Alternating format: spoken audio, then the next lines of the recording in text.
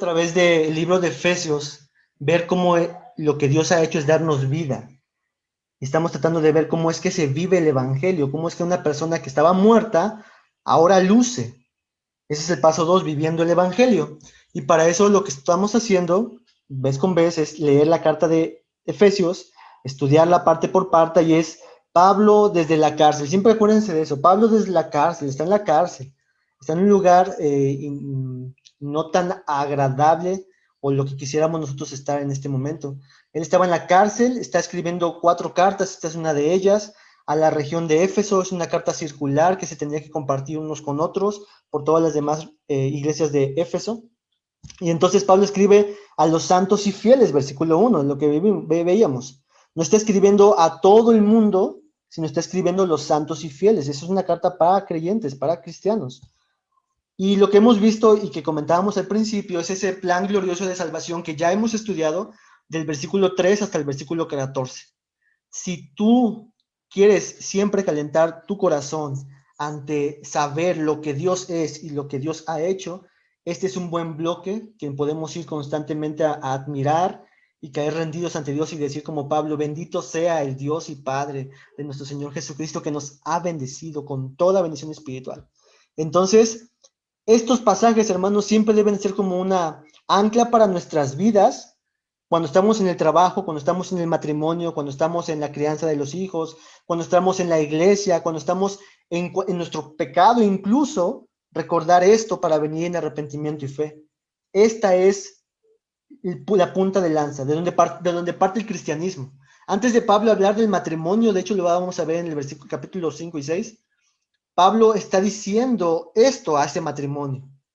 Así que no olvidemos este plan glorioso de salvación, esta obra que Dios nos ha hecho. Y en cierta forma tengan esta ilustración de este pasaje, de este bloque, porque a mí me encanta mucho este bloque. Y es como Pablo llamándonos a un teatro en donde nos sentamos en la butaca y el protagonista es Dios, y estamos viendo el drama de la redención desde la escena 1, 2 y 3, y estamos ahí expectantes, como espectadores, viendo a cara descubierta lo que Dios ha hecho. Y cuando termina la obra nos paramos todos y aplaudimos y ovacionamos a Dios y decimos: cuán grande eres tú. Y salimos de esa sala de anfiteatro, de ese teatro, todos conmocionados, todos transformados, cambiados, diciendo: yo quiero vivir para Él. Eso es lo que Dios está haciendo con nosotros en estos pasajes. Pero hoy vamos a avanzar y mirar qué más continúa diciendo Pablo en los versículos que continúan. Así que acompáñenme con tu Biblia en el versículo 15 y 17. Y le voy a pedir no sé si se pueda, a Noé, no sé si puedas, bro, si no, pues ahí me dice nada más, a que Noé nos pueda leer el versículo 15 al 17. No está Noé, hijo. Bueno, ¿tú podrías o estás ahí ocupado ahorita? Ando metiendo pastelitos, pero aquí te escucho. Perdón. Se me olvidó que habías comentado. Bueno, entonces le voy a pedir a mi hermana Silvia, porque Adrián tiene a la bebé, nuevamente mi hermana Silvia, que si nos Sí. puede leer Efesios 1, 15 al 17. Vamos a leer. Por esta causa también yo, habiendo oído de su fe en el Señor Jesús y de su amor para con todos los santos, no ceso de dar gracias por ustedes, haciendo memoria de ustedes en mis oraciones, para que el Dios de nuestro Señor Jesucristo, el Padre de gloria, les dé espíritu de sabiduría y de revelación en el conocimiento de Él.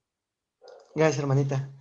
Bien, pues ese es nuestro pasaje del día de hoy y vamos entre muchas cosas que el pasaje comunica, pero vamos a enfocarnos a 3 temas que emanan de este pasaje. Hoy vamos a ver las primeras 2 y la semana que viene vamos a ver la tercera, pero vamos a ver estas 3 partes.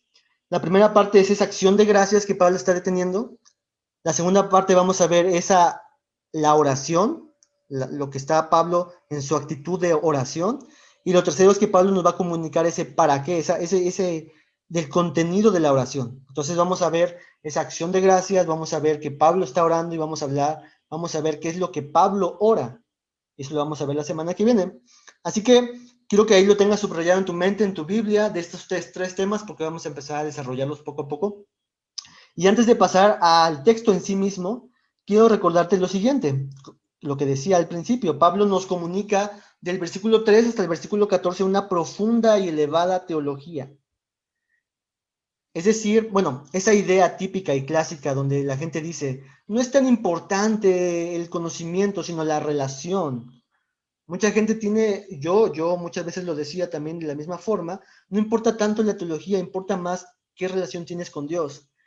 En cierta forma, pudiéramos decir que hay algo de verdad ahí, o hay algo de un exceso ahí, pero realmente lo que nos ha enseñado Pablo en el versículo 3 al 14 nos muestra una teología muy profunda y lo que pretende es despertarnos a nosotros a mirar y a conocer a ese Dios. No podemos tener una relación correcta con Dios a no ser que conozcamos a Dios.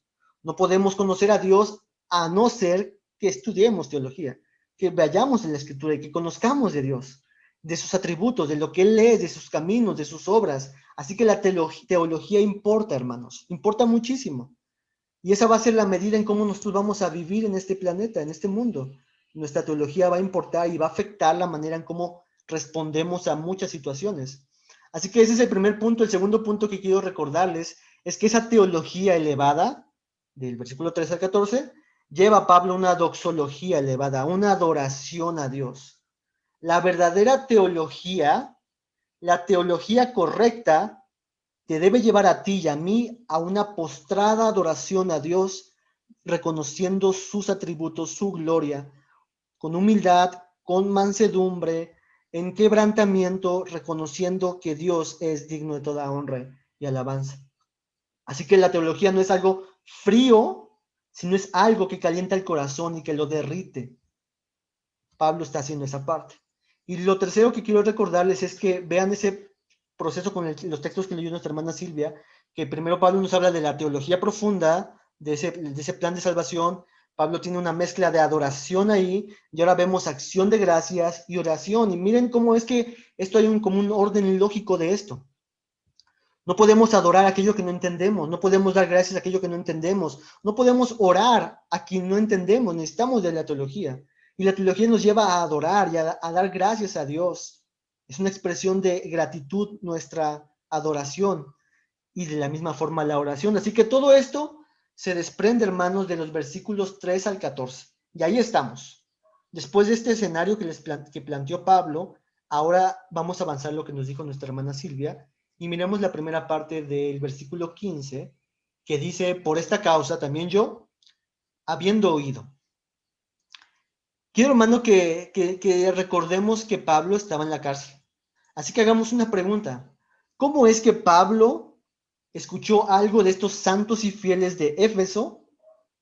¿Cómo es que se enteró? ¿Alguien quisiera decir algo?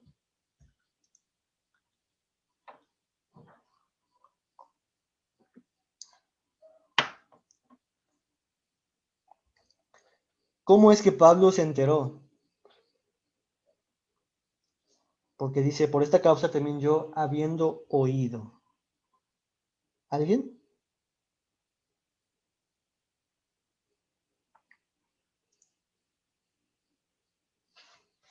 Bien, pues necesariamente alguien tuvo que habérselo comunicado a ellos, estando en la cárcel.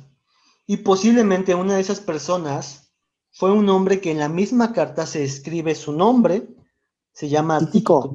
Exactamente. Tíquico. Miren lo que dice Efesios capítulo 6, versículo 21 y 22.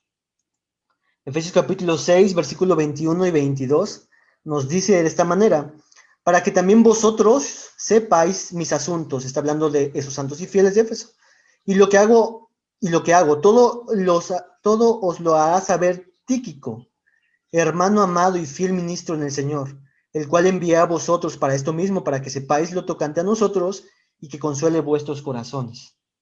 Así que Pablo, estando en la cárcel, muy posiblemente Tíquico haya sido una de esas personas, entre quizás otras, que le comunicó a Pablo ciertas cosas respecto a los hermanos que estaban en Éfeso. Pablo, aún en la cárcel, Dios le permitió tener comunión con algunos hermanos. Timoteo, por ejemplo, es uno de ellos. Epafras, como el que mandó de Colosas también.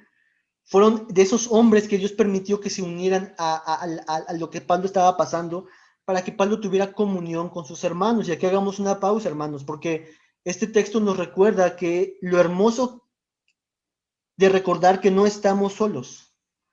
Estamos en un cuerpo de creyentes imperfectos. Formamos parte de un cuerpo vivo y aunque en momentos difíciles podemos estar en cualquier temporada de nuestra vida, podemos estar también conscientes de que hay hermanos alrededor de nosotros. Y qué hermoso es escuchar decir a un hermano, hermano, aquí estoy contigo. Hermano, estoy orando por ti. Hermano, quiero que recuerdes esta promesa de Dios para tu vida. Pablo experimentó esto. Estaba en comunión con algunos hermanos desde la cárcel. Así que podemos en cierta forma imaginarnos esta escena. Pablo está en la cárcel, está con un guardia romano en ese pretorio. Está Pablo ahí y de repente llegaba un hermano, pongámoslo aparte como Tíquico. Entonces Pablo empieza, esta persona Tíquico empieza a comunicarle de lo que está sucediendo en Éfeso y empieza a hablarle acerca de los hermanos de Éfeso. Eso sucedió un lunes. Después regresa el jueves y después regresa el domingo y así constantemente Pablo empieza a ser edificado y bendecido de escuchar lo que Dios está haciendo con los hermanos en Éfeso. De tal manera que en algún momento Pablo desea, impulsado por el Espíritu Santo, escribirle a los hermanos estas palabras, lo que tenemos aquí en Éfeso, en la carta de Éfeso.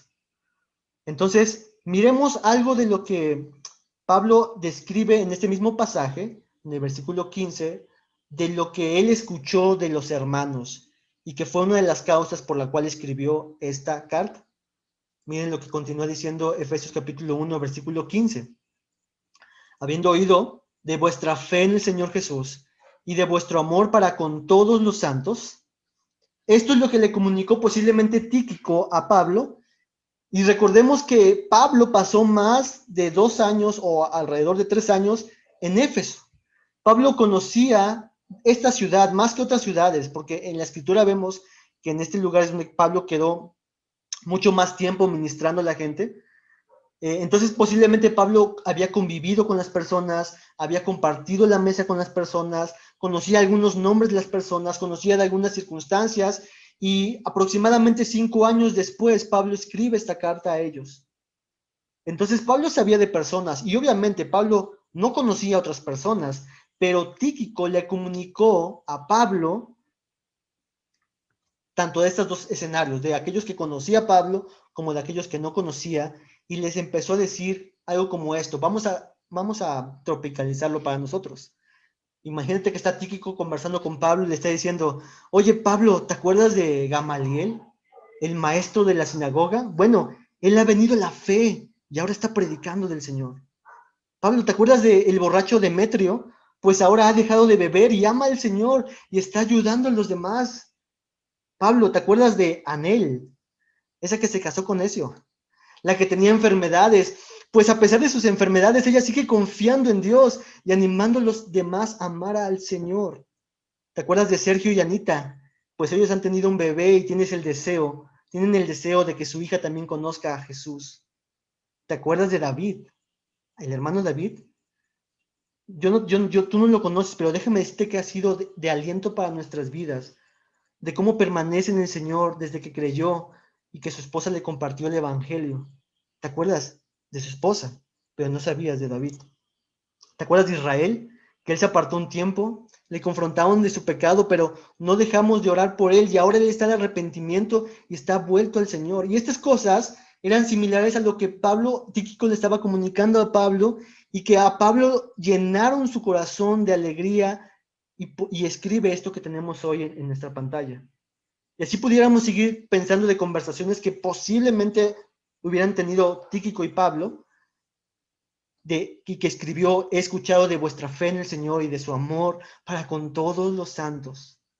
Vez tras vez, día tras día, he escuchado de ustedes y ahora les escribo, amados de Éfeso.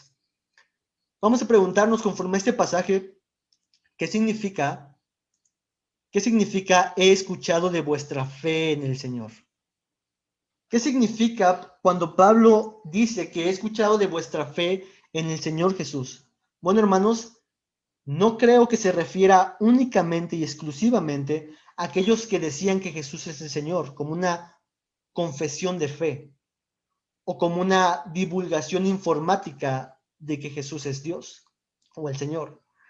Yo creo que se refiere no solamente a eso, sino que se refiere a una fe que obedece, una fe, una confianza en Dios, una perseverancia en el Señor. Es decir, que ellos vivían su vida siendo dominados en saber que tienen un Señor y que viven para ese Señor y que Él es digno de toda su vida y obediencia. Eso es, he escuchado de vuestra fe en el Señor. Así que, hermanos, nuevamente vemos en este pasaje esta idea que presenta Pablo, que no es meramente esto de comunicar del Señor, sino de esa confianza, dependencia, perseverancia en el Señor. Y vemos como en la clase pasada, ese artículo nuevamente, ese elemento característico de cada discípulo, la fe. No una fe de demonios que conoce de Dios, sino una fe que confía, obedece, se humilla ante el señorío de Cristo. Miremos algunos textos de ese gran capítulo de la Biblia que habla de la fe, ¿se acuerdan? Ese gran capítulo de la Biblia que habla de la fe.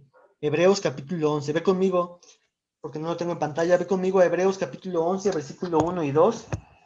Y le voy a pedir nuevamente a nuestra hermana Silvia que si nos puede ayudar a leer Hebreos capítulo 11, versículo 1 y 2. Y por separado, después de eso, si me puede ayudar Omar a leer Hebreos 11, el versículo 4. Así que vamos a escuchar a nuestra hermana Silvia. Hebreos 11, del 1 y 2. Ajá. Es pues la fe, la certeza de lo que se espera, la convicción de lo que no se ve, porque por ella alcanzaron buen testimonio los antiguos. Ok, gracias hermana. Y aquí va a hablar el autor de todos estos hombres de fe y de lo que la fe implica y significa. La fe no es algo meramente intelectual, sino la fe es algo que da testimonio al mundo entero de quien creemos, por nuestra vida entera. Miremos solamente uno de estos ejemplos en Hebreos 11:4, que nos va a leer Omar.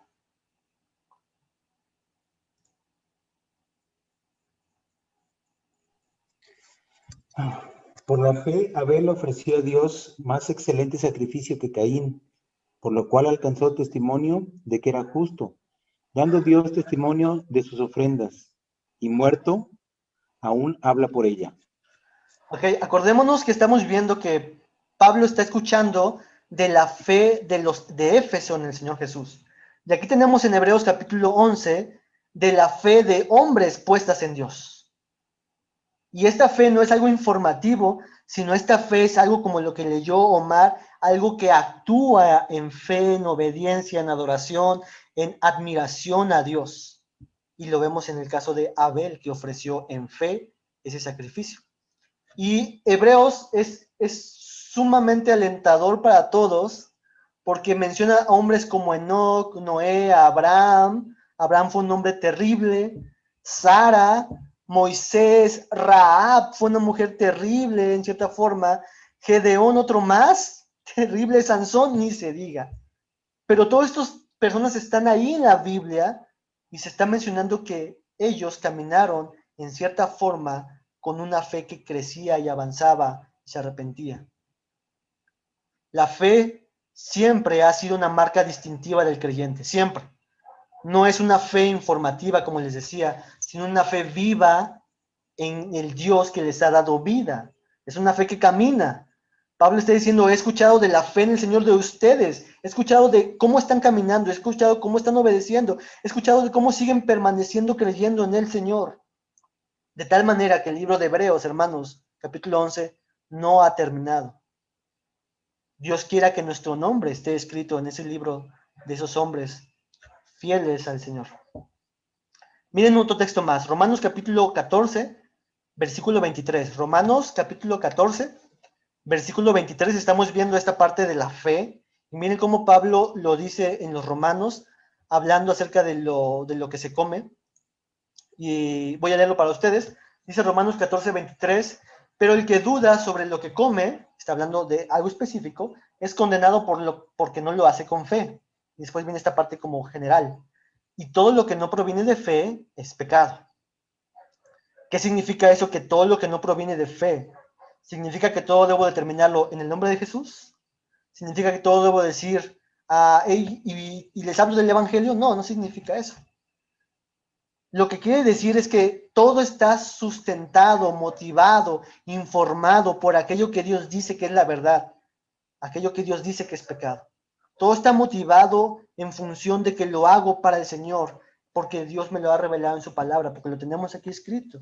Y lo hago porque Dios es bueno y es digno y camino en ese sentido. La fe es confiar que Cristo es nuestro centro. Fe es confiar que las palabras de Cristo son nuestra norma. Fe es confiar que Cristo es más sabio y es digno de nuestra obediencia. Y todo lo que hagamos, de hecho, todo lo que tenemos que hacer y todo lo que hacemos tiene que ser en función de aquel que es digno. Nuestro trabajo, nuestro matrimonio, en incluso la forma como lidiamos con el pecado, lo tenemos que hacer con fe. Incluso en aquellos momentos cuando pensamos que no tenemos fe, tenemos que avanzar en fe. En este sentido que le estoy diciendo, siendo motivados, sustentados en Cristo Jesús. ¿Se acuerdan de aquella historia, hermanos, hablando de este tema de la fe, de Policarpo de Esmirna? ¿Lo conoce alguien de ustedes? Bueno, no los veo en su video, pero lo tienen apagado, pero Policarpo de Esmirna fue discípulo del apóstol Juan, y Policarpo de Esmirna dijo estas palabras, cuando le decían, retráctate y di que César es el Señor. Solamente di eso y eres libre. Y Policarpo dijo, 86 años le he servido a él, es decir, a Cristo, y él nunca me ha hecho daño. ¿Cómo entonces yo podré blasfemar a mi Rey y Salvador? Y después de haber dicho estas palabras, hermanos, Policarpo, un anciano de 86 años, fue conducido a su hoguera, a morir en la hoguera. Esa confianza en el Señor, el decir, nunca me ha hecho nada malo mi Señor, y camino en fe. Y aunque tú me lleves a mi destino final y a mi muerte, de todas formas, Dios no me ha hecho ningún mal, no me ha pagado como yo merezco. Y si mi muerte ha sido para su gloria, aquí está mi vida para Él. Eso es de lo que Pablo quizás en algunas cosas estaba siendo comunicado a él de la fe que ellos tenían en el Señor. Una fe que estaba viva en Dios, que caminaba en Dios y que incluso moría por Dios. Pero no solamente escuchó de la fe en el Señor Jesús, sino que Pablo también escuchó algo más. Escuchó de vuestro amor para con todos los santos. He escuchado de vuestro amor para con todos los santos. ¿Qué significa esta idea? He escuchado de vuestro amor para con todos los santos. Vamos a ver algunas cosas de lo que implica este tema del amor. Pero podemos decir nuevamente que el amor es la marca inequívoca del verdadero creyente. Así como la fe es una marca indispensable en el creyente, el amor es la parte medular del cristianismo. Antes no amábamos a Dios, pero ahora amamos a Dios y amamos a nuestro hermano. El amor es la marca inequívoca de cada verdadero creyente. El texto no nos dice de qué forma ellos estaban amando unos con otros, pero podemos mirar en las escrituras cómo es que hay temas relacionados con el amor que nos pueden ayudar a nosotros a saber de qué manera ellos estaban amando unos con otros.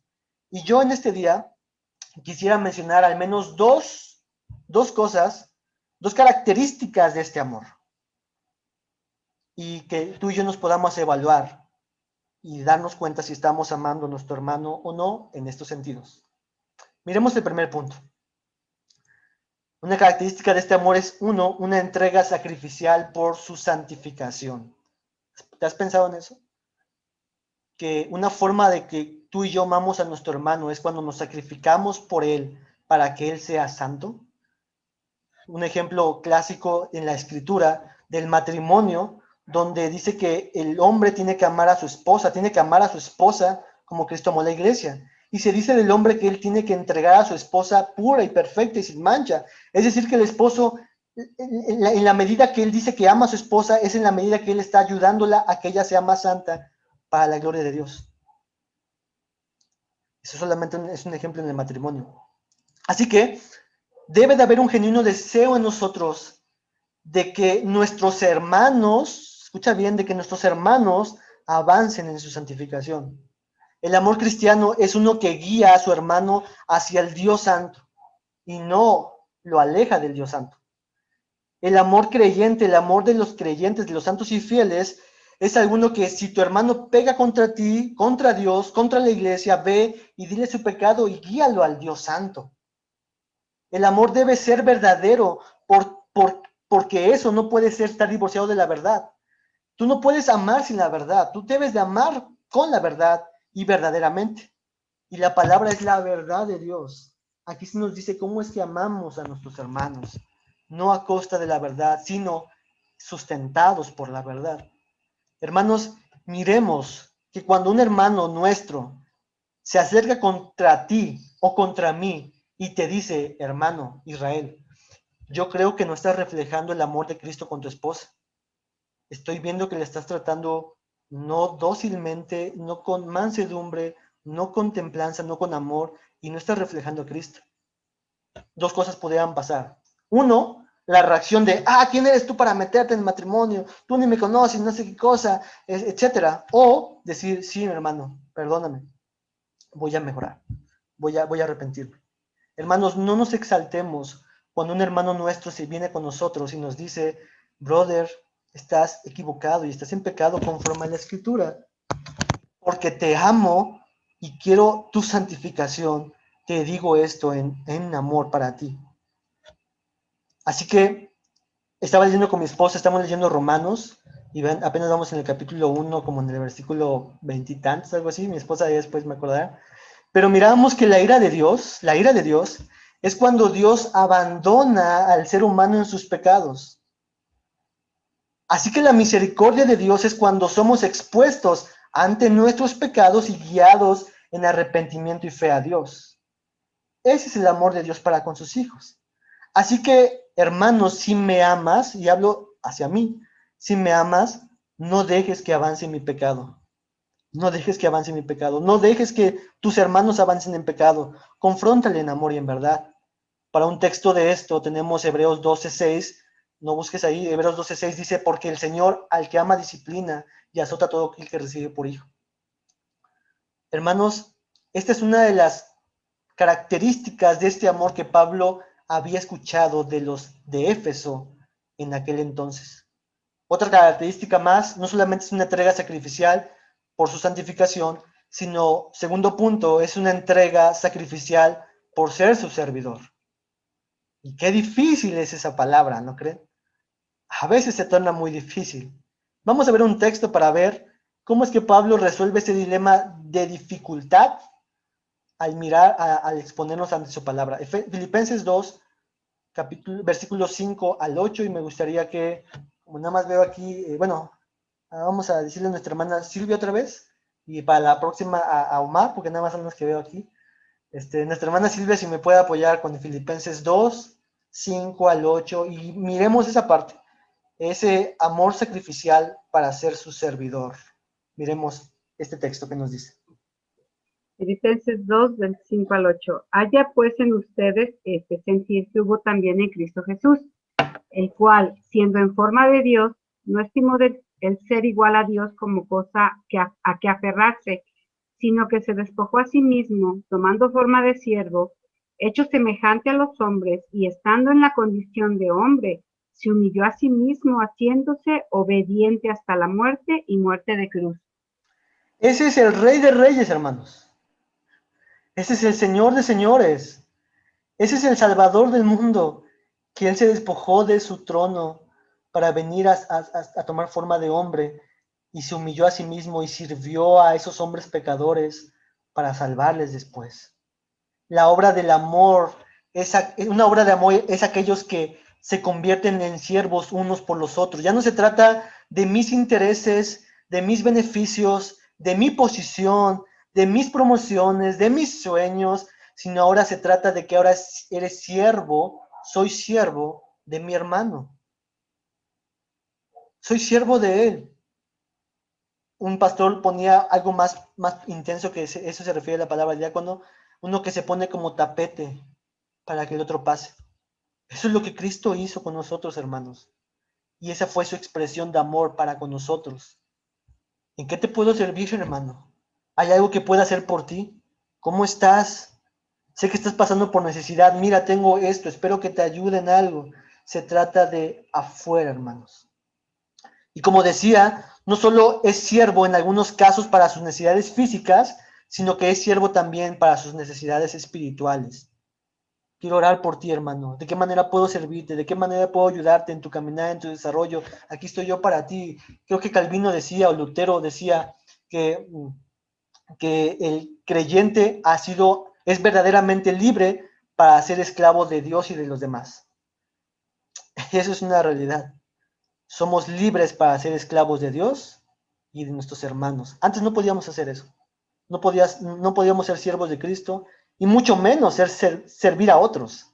Qué difícil fue cuando Jesús le sirvió y le lavó los pies y Pedro dijo, detente Jesús, que venga un hombre de la casa, el más insignificante, y que él venga a servirnos. No, tú no. Pero él no dijo, déjame yo tomar la toalla y servir a los demás y lavarle los pies a mis amigos y amados hermanos discípulos. Pedro no lo hizo. Pero ese es el llamado y esa es una forma de amarnos unos a otros. Ahora, vamos a hacer una pequeña aplicación de preguntas para nosotros. ¿Qué es lo que dice Dios de ti? ¿Qué es lo que dicen de ti tus hermanos? Porque el texto nos dice, habiendo oído de vuestra fe, habiendo oído de ustedes. ¿Qué es lo que dicen de ti? ¿Es evidente tu confianza y fe en Jesús? ¿Es algo evidente, algo que está caminando? ¿Algo que los demás oyen y ven de ti en ti? ¿Le obedeces a Dios? ¿Buscas agradarle a Dios? ¿Es evidente tu amor hacia tus hermanos? ¿Le estás amando adecuadamente? Si eres como yo, hermano, en muchas formas podríamos decir, no, creo que no lo he hecho suficientemente bien. Y qué bueno darnos cuenta de eso. Porque el llamado no es meramente hacerlo, sino el llamado es recordar lo que Dios ha hecho por ti y por mí en Cristo Jesús. Y entonces que tu corazón sea alentado, animado, con esperanza del Evangelio, de poder saber de que Cristo ha comprado un corazón para que sí, tú lo puedas hacer, para que sí te puedas arrepentir, para que sí puedas creer en el Señor y confiar en Él, para que sí puedas amar a tu hermano de manera sacrificial. Yo lo he comprado para ti. Mira lo que se ha escrito en Efesios versículo 3 al versículo 14. Mira, contémplalo ahí, mira, yo lo he hecho por ti, para tu beneficio y para mi gloria. Así que recordemos siempre Efesios 1, 3 al 14. Ahora notemos que este es un tono de alegría que Pablo está diciendo.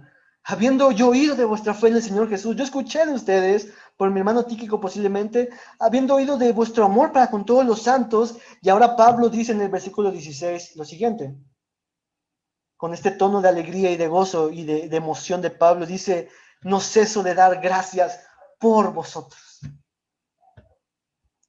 Pablo, al escuchar de los efesianos, de lo que Dios estaba haciendo en ellos, de su actitud y su caminar, nos dice que él estaba agradecido y da gracias a Dios por ellos. Gracias a Dios por ellos. Estando en la cárcel, Pablo con sus carencias, aún así tenía Pablo motivos y fuerza suficiente para decir, gracias Dios por ellos, por mis hermanos. Y este es nuestro segundo tema del día de hoy, la gratitud, la acción de gracias. Hermanos, quiero ponerlo en los términos un poco más intensos de lo que está pasando aquí, porque miren algo similar. Imagínense la siguiente escena. Quizás ponte tú en esta escena. Un día pierdes el trabajo, en un día. Pierdes tu dinero, pierdes tus posesiones, pierdes amistades. Algo similar a la novela dramática del libro de Job. En un día perdió absolutamente todo. ¿Ya te imaginas en esta posición? Bueno, en esta posición, Pablo nos muestra que él estaba diciendo, pero gracias a Dios doy por mi hermano. Gracias a Dios doy porque David sigue creyendo en Cristo Jesús. Gracias a Dios doy porque Gamaliel se esfuerza en amar a su esposa como Cristo amó a la iglesia.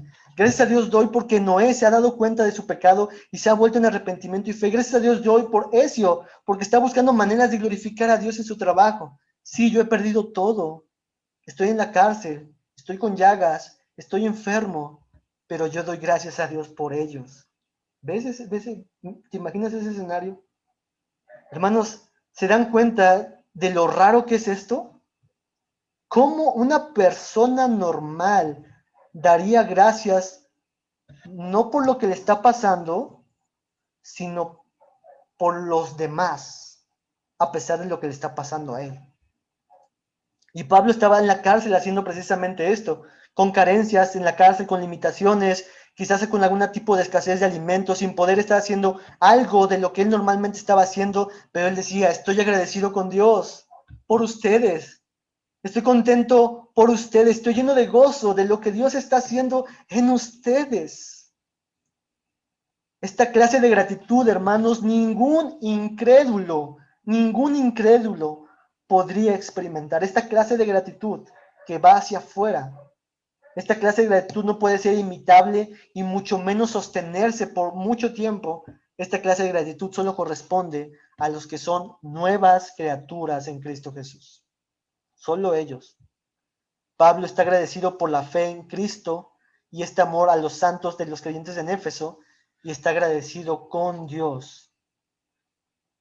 Porque al final del día, cuando Pablo dice, he escuchado de vuestra fe y he escuchado de vuestro amor, esta fe y este amor era una respuesta de un hombre que ha entendido la salvación del Señor en él. Es una respuesta.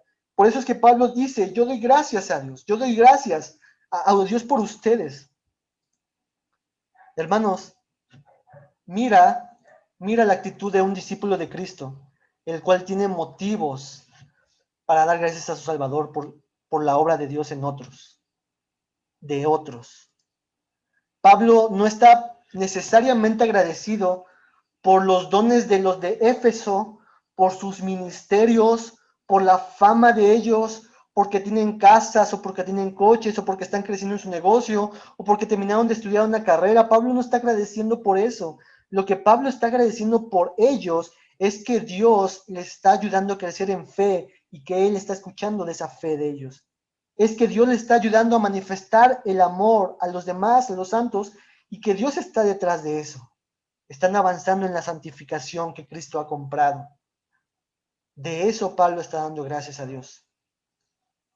Así que, preguntas de aplicación. ¿Qué tanto estás dando gracias a Dios por la fe de tus hermanos? ¿Qué tanto estamos agradeciendo a Dios por el poco o gran avance que tus hermanos tienen? ¿Estás celebrando su caminar en la fe de Cristo y su amor por otros? ¿Estás celebrando? ¿Estás contento con eso? O cuando de repente algún hermano avanza, dice, híjole, yo quería que fuera destruido, aniquilado, ¿no? O híjole, ¿por qué pusieron a aquella persona en aquel puesto? O híjole, ¿por qué a Omar le han dado la oportunidad de dirigir la alabanza, el momento de oración, por ejemplo? ¿Estamos celebrando, hermanos, los pequeños o grandes avances de nuestros hermanos? ¿Estamos contentos con ello y estamos celebrando a Dios? Oh, hermano, yo creo que necesitamos ver constantemente a Cristo y venir a Él y mirar que su obra es gloriosa, no solamente en nosotros, en nuestra santificación y salvación, sino que también Dios ha salvado a otros que no merecían nada de Dios y que Dios los ha salvado de pura gracia, a tus hermanos. Y que Dios los está ayudando a crecer en santificación a tus hermanos. Y eso, para Pablo, fue motivo para darle gracias a Dios por Cristo. Pero Pablo nos dice algo más en el versículo 16. Miremos lo que dice el versículo 16 en su segunda parte. Orando siempre por vosotros, orando por vosotros, haciendo memoria de vosotros en mis oraciones. Así que Pablo no solamente está dando gracias sin cesar por ellos, sino que esta actitud de acción de gracias está mezclada con la oración. Y este es nuestro segundo tema, la oración. Cada que Pablo hace memoria de estos santos y fieles en Éfeso, él le da gracias a Dios y ora por ellos. ¿Ves eso en el texto? La palabra oraciones nos habla entonces de muchas ocasiones de oración que Pablo elevaba a Dios, dando gracias y orando por esos hermanos de los que estaba escuchando. Así que era una forma constante de no solamente dar gracias a Dios, sino de orar por ellos. Y estos dos temas son los que Pablo nos recuerda de aquellas personas que han sido salvos, como Pablo, están agradecidos y tienen una vida de oración. Tienen motivos para agradecer a Dios y tienen razones para orar a Dios. Esa es una de las cosas que vemos en la actitud de Pablo y de cada discípulo de Jesús. Hermanos, la oración y la gratitud es algo que va entremezclado por varias partes. Miren dos textos. Y ahora le voy a pedir a Omar que se nos puede leer Filipenses 4:6 y a Liliana, si está por ahí, a 1 Timoteo 2:1. Entonces, esta fórmula de oración y gratitud siempre va entremezclada, como si las dos cosas estuvieran siempre una con la otra. Cada vez que agradecemos, estamos orando. Cada vez de que estamos orando, estamos mostrando gratitud. Entonces está como esta parte mezclada. Veamos Filipenses 4:6. Por nada estéis afanosos, sino sean conocidas vuestras peticiones delante de Dios en toda oración y ruego, con acción de gracias.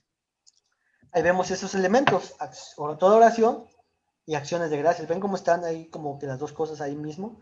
Ahora veamos 1 Timoteo 2:1. Exhorto, ante todo, a que se hagan rogativas, oraciones, peticiones y acciones de gracias por todos los hombres. Gracias, Liliana y Omar. Oraciones y acciones de gracias, nuevamente la misma idea. Así que todo aquel que está agradecido con Dios, orará a Dios. Y todo aquel que está orando es porque está agradecido con Dios.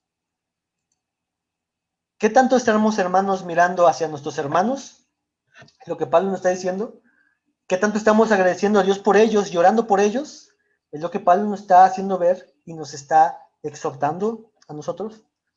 Yo veo a veces, hermanos, o creo que nosotros a veces estamos tan afanados con nosotros mismos, estamos tan ensimismados con nosotros mismos, vivimos de una forma tan individualista, como si se tratara solamente de Cristo y yo, aunque pudiera ser algo bueno eso, pero vivimos tan individualista que al final del día todo se trata de mí. Podemos decir, no, yo sí oro por ellos, pero no quiero saber mucho de ellos. O, no, yo sí doy gracias a Dios por mis hermanos, pero no hago memoria de ellos en mis oraciones. Hermanos, ¿cuánto necesitamos de esta clase de cristianos?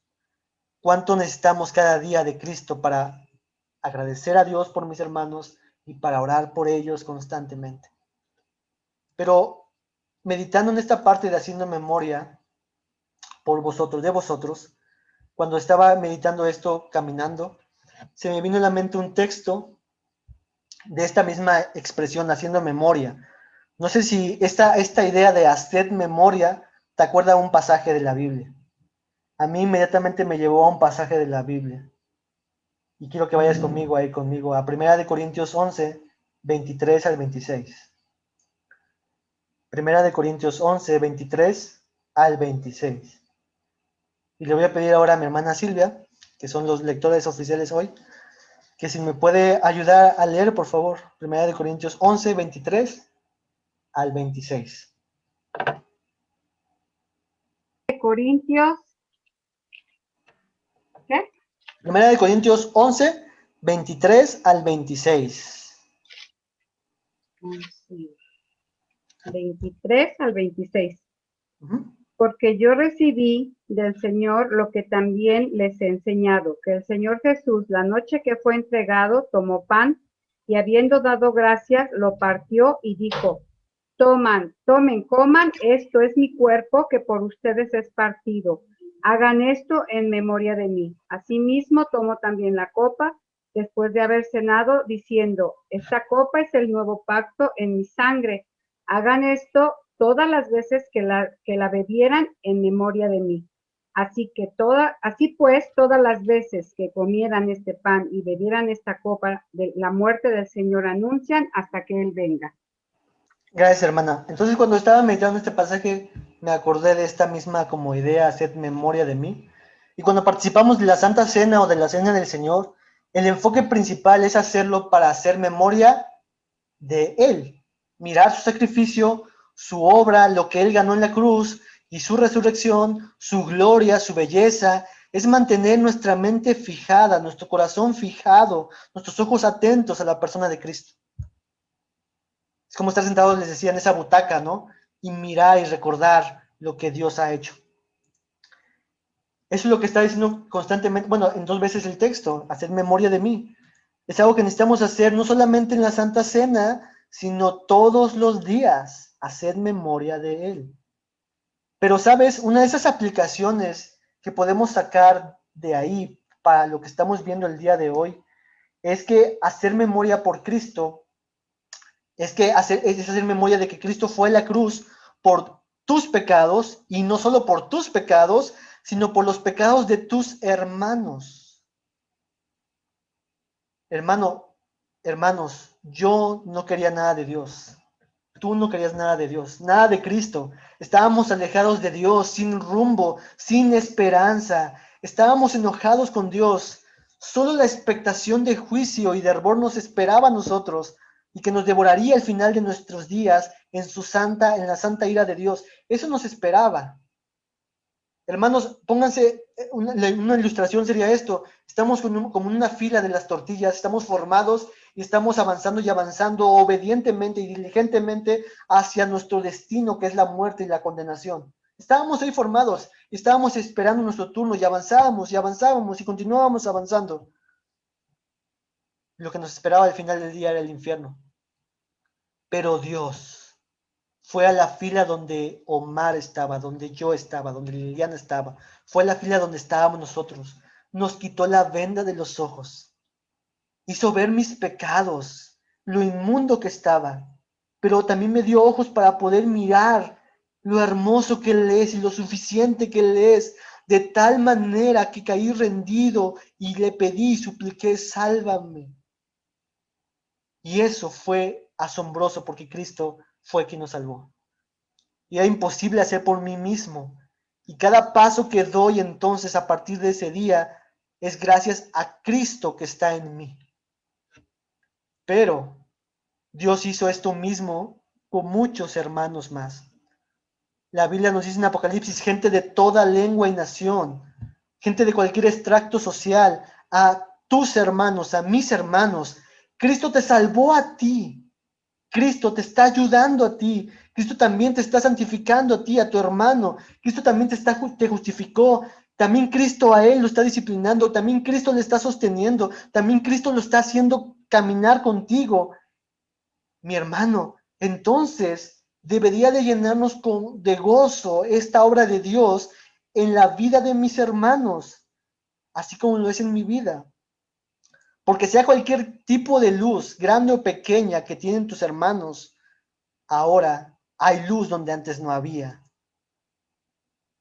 Así que, en cierta forma, hacer memoria de Cristo es también hacer memoria de a los que Cristo salvó, para estar agradecido por ello y orar por ellos. Cuando haces memoria de Cristo, también deberías hacer memoria de, y esto que Dios hizo, lo hizo con mi hermano, lo hizo con él. Yo estoy agradecido con Dios por eso. Estoy agradecido con Dios por ti, hermano David. Estoy agradecido con Dios por ti, porque Dios te salvó, porque Dios te está santificando, porque Dios te está disciplinando, y estoy agradecido por Dios, por ti. Nuestro último texto, que hoy no lo vamos a abordar todo, dice, para que el Dios de nuestro Señor Jesucristo, el Padre de toda gloria, os dé espíritu de sabiduría y de revelación en conocimiento de Él. Pablo nos ha dicho que Él hace memoria de ellos en sus oraciones, y ahora va a mostrarnos parte de lo que Él ora por estos santos y fieles, por los cuales está agradecido con Dios. Ese es nuestro tercer tema, el contenido de la oración. ¿Para qué? Es lo que dice el texto, pero esto lo veremos la próxima semana. El contenido de esta oración. Así que leamos nuevamente el texto. Por esta causa también yo, habiendo oído de vuestra fe en el Señor y de vuestro amor para con todos los santos, no ceso de dar gracias por vosotros, haciendo de memoria de vosotros en mis oraciones, para que el Dios de nuestro Señor Jesucristo, el Padre de gloria, os dé espíritu de sabiduría y de revelación en el conocimiento de Él. El verdadero cristiano es una persona única en su especie, pues es una nueva criatura. Tiene ojos nuevos para ver la gloria de Dios en la faz de Cristo. Tiene un corazón, deseos, pensamientos nuevos por el sello de Dios en él, pero conforme a lo que vimos hoy, también tiene razones para dar gracias a Dios, siempre. Y una de esas razones es escuchar de la fe de nuestros hermanos y de su crecimiento en amor para con todos. De la misma forma, ya no, estos creyentes, estas nuevas criaturas ya no están centrados, ya no debemos estar centrados en nosotros mismos, como si se tratara solamente de nosotros, sino que ahora ven hacia sus hermanos que han sido salvos por el mismo Padre y lloran por ellos. Una expresión de amor en el creyente es una oración persistente por sus hermanos. Y les voy a leer una cita de C.S. Lewis que me compartió Liliana, nos compartió Liliana, que me gustó mucho y la vamos a retomar la semana que viene. Y dice C.S. Lewis respecto al amor y la oración. Orar por otro es decir, te amo, a escondidas. Es amor sin ser visto, sin audiencias ni aplausos. Es fortalecer al otro y abrazarlo invisiblemente. C.S. Lewis. Así que, hermanos, el día de hoy el llamado es, vayamos a Cristo, admirémonos por lo que Él ha hecho y vayamos a nuestros hermanos. Agradezcamos a Dios, oremos por ellos con todo lo que vimos el día de hoy y en esto Dios sea glorificado, el Dios que nos salvó en su gran plan de salvación con nosotros y con nuestros hermanos. Vamos a orar, hermanos. Señor, muchas gracias te doy, Dios, por este día que nos das y por tu bendita palabra, Señor. Sin duda, Dios, en cierta forma estos pasajes nos pueden llenar, Dios, de una confrontación y de posiblemente alguna culpa o carga, Señor, de que no estamos haciendo las cosas como deberíamos de hacerlo, Dios. Pero tu Evangelio nos muestra que esta palabra es una buena noticia. Saber que te necesitamos a ti, Dios, para agradecer a ti por nuestros hermanos y también amar a nuestros hermanos, Dios. Te necesitamos, ayúdanos, Dios, para poder, Señor, expresar estos dos elementos de gratitud y de oración hacia nuestros hermanos, Señor. Ser sus siervos, ser aquellos que los acompañan para que ellos puedan ser más santos, Dios. Ayúdanos, Dios, ayuda a cada uno de los que estamos aquí, Señor, reunidos, para que nosotros puedas producir, Dios, un amor sincero, una gratitud sincera, no solamente por lo que tú has hecho en nosotros, sino por lo que tú has hecho en mis hermanos y lo que seguirás haciendo en ellos, Dios.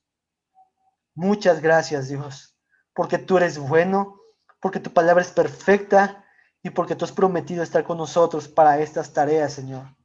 Y te agradecemos porque ahora en ti podemos hacer estas cosas que antes eran imposibles, Dios. Te pido por cada uno de mis hermanos para que les ayudes y que lo que hoy vimos, como decía nuestra hermana Silvia, que penetre en nuestros corazones y pueda producir frutos, Señor, a un tiempo adecuado. Llámanos a ti, Señor, y acércate tú a nosotros. Lo pedimos todo en el nombre de Jesús. Amén.